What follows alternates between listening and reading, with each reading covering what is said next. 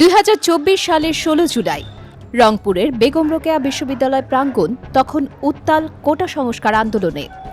একদিকে পুলিশের tear gas আর লাঠিচার্জ, অন্যদিকে ছাত্রলীগ ও আন্দোলনরত শিক্ষার্থীদের সংঘর্ষ।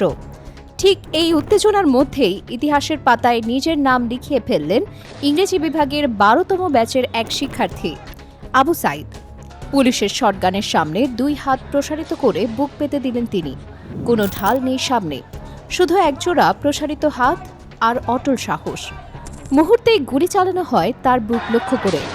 রক্তাক্ত হয়ে মাটিতে লুটিয়ে পড়েও উঠে দাঁড়ানোর চেষ্টা করেছিলেন তিনি, কিন্তু আর পারেননি। এই দৃশ্য মুহূর্তেই ছড়িয়ে পড়ে সামাজিক যোগাযোগ মাধ্যমে, তৈরি করে বৈশ্বিক আলোড়ন। আবু সাইদ হয়ে ওঠেন প্রতিবাদের প্রতীক, বাংলাদেশের মানচিত্রের বুকে দাঁড়িয়ে থাকা এক অবিনাশী চরিত্র। কোটা সংস্কারের দাবি সেদিন থেকে মোড় নেয় সরকার পতনের আন্দোলনের দিকে।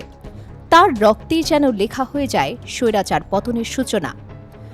রংপুরের পীরগঞ্জ উপজেলার বাবনপুর জাফরপাড়া গ্রামের মকবুল হোসেন ও মনোয়ারা বেগম দম্পতির এই সন্তান ছিলেন কোটা সংস্কার আন্দোলনের অন্যতম সমন্বয়কও। তার শাহাদাতের ঠিক 3 সপ্তাহ পরই 5 আগস্ট পতন হয় দীর্ঘ 1.5 দশকের শাসনের। সরকার প্রথমে 16 জুলাইকে শহীদ আবু সাইদ দিবস ঘোষণা করলেও পরবর্তীতে এর নাম পরিবর্তন করে রাখা হয় জুলাই শহীদ দিবস, যাতে শুধু আবু সাইদ নয়, আন্দোলনে প্রাণ দেওয়া প্রতিটি শহীদকেই স্মরণ করা যায়। আজ দ্বিতীয়বারের মতো সরকারিভাবে পালিত হচ্ছে এই দিবস। রাষ্ট্রপতি মোহাম্মদ শাহাবুদ্দিন ও প্রধানমন্ত্রী তারেক রহমান পৃথক বাণীতে শহীদদের প্রতি গভীর শ্রদ্ধা জানিয়েছেন। প্রধান কর্মসূচি হিসেবে আজ বেগম রোকেয়া বিশ্ববিদ্যালয় প্রাঙ্গণে আবু সাইদের স্মরণে একটি স্মৃতিস্তম্ভের ভিত্তিপ্রস্তর স্থাপন করা হচ্ছে।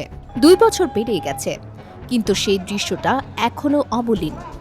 একজন নিরস্ত্র তরুণ 2 হাত প্রসারিত করে দাঁড়িয়ে বুক পেতে দিয়েছেন গুলির সামনে। আবু সাইদ শুধু একটা নাম নন, তিনি একটা জাতির ভয় জয়ের প্রতীক। যতদিন বাংলাদেশ থাকবে ততদিন থেকে যাবে সেই প্রসারিত 2 হাতের ছবিও। ডেস্ক নিউজ, অগ্রযাত্রা প্রতিদিন।